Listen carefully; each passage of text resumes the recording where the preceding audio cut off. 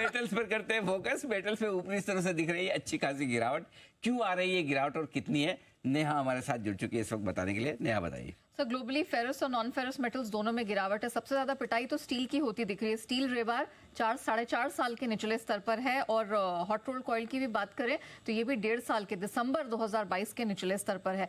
साथ ही base metals पर focus करें तो कॉपर में कल $125 की करेक्शन आई है। एल्यूमिनियम निकल 3 से 3.5 महीने के निचले स्तर पर है। बेसिकली सारे मेटल्स कमजोर हुए हैं। अब कारण क्या है? दरअसल हम शुक्रवार से ही देख रहे हैं चीन की तरफ से जितने महत्वपूर्ण इकोनॉमिक डेटा निकल कर आ रहे हैं वो खराब है।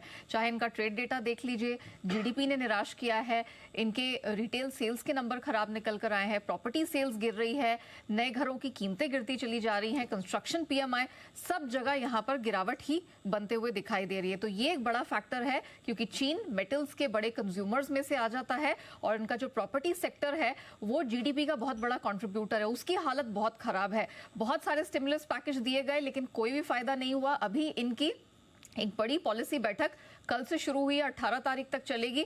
कुछ उम्मीदें हैं कि शायद यहां पर कुछ बड़े पॉलिसी ऐलान निकल कर आ जाएं, स्टिमुलस निकल कर आ जाएं, लेकिन फिलहाल तो उसका भी जो सहारा है वो मेटल्स को मिलता नहीं दिख रहा है। डॉलर इंडेक्स अपने आप को स्थिर रखे हुए है और गोल्डमैन सैक्स ने कल जैसे ही जीडीपी के आंकड़े निकल कर आए चीन के, उन्होंने जो अपना अनुमान है इस साल के लिए चीन के ग्रोथ को लेकर वो उन्होंने घटा दिया। तो इसका भी आप कह सकते हैं डबल इंपैक्ट दिखा।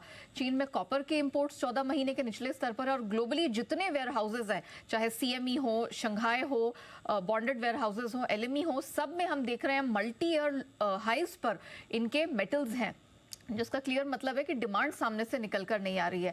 तो यही एक बड़ा फैक्टर रहा है जिसकी वजह से हमने मेटल्स में इतना प्रेशर बनता हुआ देखा है। हालांकि जितने एक्सपर्ट से मैंने बात की उन्होंने माना है रेंज बाउंड ट्रेड यहां पर दिखेगा क्योंकि माइनिंग की स्थिति और सप्लाई की स्थिति काफी टाइट है। चीन में जब भी सुधार होगा यहां से कीमतें बढ़ती हुई दिखाई देंगी। तो लेकिन अभी जो स्थिति बन रही है वो यही है कि चीन के कारण ही पूरे मेटल सेक्टर में प्रेशर है।